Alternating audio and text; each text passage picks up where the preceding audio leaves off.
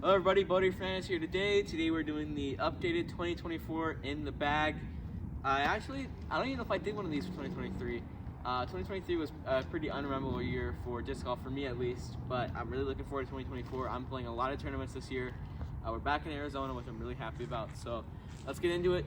Firstly, let's talk about the bag. I have not swapped bags for, I think, 2 years now. I think I got this back my last birthday in 2022.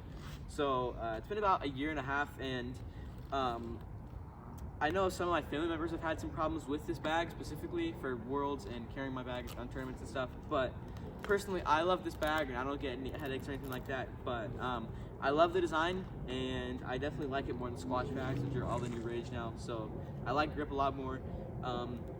One complaint I have about it though is I feel like if they would have made a few more spots for it in the back, it would have been a lot more better for like more touring professionals and made it just a little more comfortable all around. But that's not a problem for me. I don't carry a lot of discs always. I lose a lot too, so that's the biggest part. But I love this bag and I like it a lot. But accessories first, phones in the pocket, discs of course. I got this water bottle from Elise on Christmas, so thank you Elise for this. And then I have another water bottle because it gets really hot, especially in Phoenix, so 2 water bottles is really good. And then that's about it. I mean, if I need to carry like rule sheets or something for tournaments, then I'll do that, but that's about it for now. And start to get to the discs. For putters, I'm carrying 5s. I made a video, make sure to go check that out after this too, because I do think it's a little more helpful for people looking into putters. But I talked about the 5 versus the Luna, and I talked about how they're basically the same thing, just one's a little deeper, which is the 5, and one's a little shallower, which is the Luna. So this is just, I've always liked deeper putters a little bit more, like it's a little more comfortable for me, at least right now. So I like these, and they fly pretty straight, stable on some cases, but I'd like to get some more new ones that will be a little more overstable. But for now, 5s, main putting putter, I love them. And then for upshots, Slammer and Zone OS. Now you guys might be thinking, why are you even carrying a Zone OS? I know that I don't throw it super far, and I know that especially I'm not gonna be throwing a Zone OS far on backhand or forehand. So you might be thinking why I'm carrying this. The reason I carry this is because in tournaments and also non-tournaments, when I'm throwing it really far that day, or I have the tournament juice, especially tournament juice, my upshots have seemed to been turning over a lot more, and they haven't been as consistent as I want them to be. So if I just want to throw a regular upshot, I'm throwing Zone OS, but if it's a certain shot or a second shot, I'll throw the Slammer. But I like the Zone OS because I can throw this in as much Anheuser as I want, as hard as I want, and I know that no matter what, it's going to come back right, or it's still going to finish straight and not turn over. So that's really good.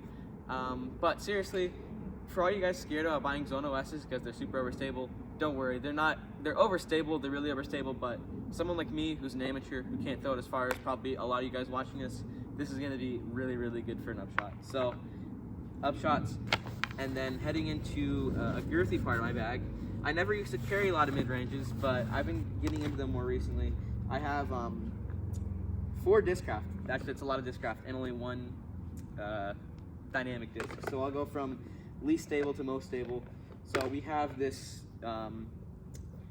I actually forgot what the plastic of this is, but it's some sort of I think it's like ESP foil or something. I forgot what it is. This was years ago we got this, but it's a really good disc. It's really understable. I can throw this thing on hyzer, and I know it'll turn 90% of the time. So it's good for that. And also another thing, this thing doesn't really come back. So I know this, no matter what, always finish right or finish straight. So there's that. Understable. And then more straighter buzz is this ESP 6-time buzz from Paul McBeth. It's really straight. It's my newest. I think it's my newest. Yeah, actually it's my newest mid-range in my bag. It's really, really straight, and I like it a lot too because if I throw this thing flat, it's gonna stay flat. And most of you guys probably know with the angle you throw a buzz on is the angle it stays most of the time. So it's really predictable. I like that a lot. And then I have a Malta for straight shots that I don't want to fade to the left or fade a little more than buzzes if I throw them softer. So Malta, I've had this Malta for like almost 3 years now, which is really good. I like this Malta a lot. And then I also have a Hornet. This is like a really overstable, meaty. No matter what I do, if I throw spike and hyzer, it's gonna turn back to the left. And I have a Justice, which this is like, this and the Zone OS are almost the same disc, but this will go a little farther, and I can backhand this a lot more better than I can backhand my Zone OS. So a lot of mid ranges. Throughout the season, I'll probably shut that down a bit and only go to like 3 or 4, but I definitely like these. So yeah, mid-ranges, and then heading into my fairway drivers.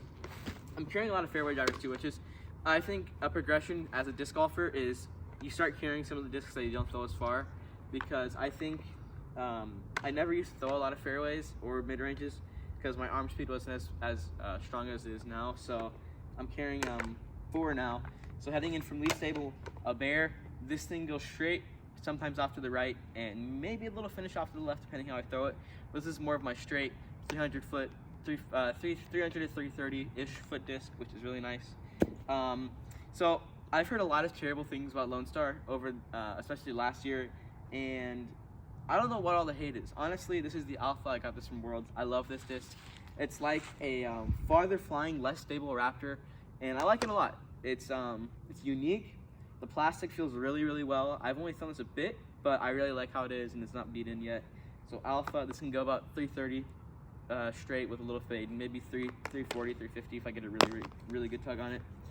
And so I have a cap wrap and a Raptor. I've basically learned that these two are almost the same thing, just the cap wrap's a bit more overstable. So I really like throwing these on forehands, like 220, 230 dump shots. I really like these. I really like these, but I have one complaint. It's that I guess it really isn't a complaint, but that's kind of where the Alpha comes in. It's another reason I actually am kind of molding my bag a little bit more. It's that the Alpha, if I want to throw something that's going to be almost like a Raptor, just a little less stable and can go farther than a Raptor, I'll throw an Alpha. So I think, especially right now, I have every shot I need in my bag disc-wise, just a matter of practice and actually committing and making it work on the course, which is the thing that's going to be a lot of practice I need. So heading into the last part of my bag, the distance drivers. So I mean, I've got you all guess this. It's going to be the most girthy part of my bag. I like to carry a lot of these. So most understable to stable, to overstable actually. We'll go with these two, if I can actually grab the bottom one out. There we go. The Strike and the Zeus. So the Halo Strike. So I got this disc, I believe it was 2021 when I got this disc. So 3 years ago almost. I was not anywhere near being able to throw 400 feet. I couldn't, and this disc was like overstable for me. So I had enough overstable discs in my bag. I threw a lot of DD3s and Destroyers back in that time, so there was really no real point for me having that. So I didn't really throw this, but over the years, and especially recently, I've actually started throwing this disc again, and this thing goes so far, and it's such a beautiful flight. If I throw this on a little bit of hyzer, it'll pop up, it'll glide, and it'll come back, which I like. I mean, obviously every single strike should do that, so I really enjoy that. And then my Zeus. So, sad thing, I've lost 3 Zeuses in the past 3 months, which is really frustrating because every single one has been a beautiful part of my bag. So, this Zeus, I'm confused.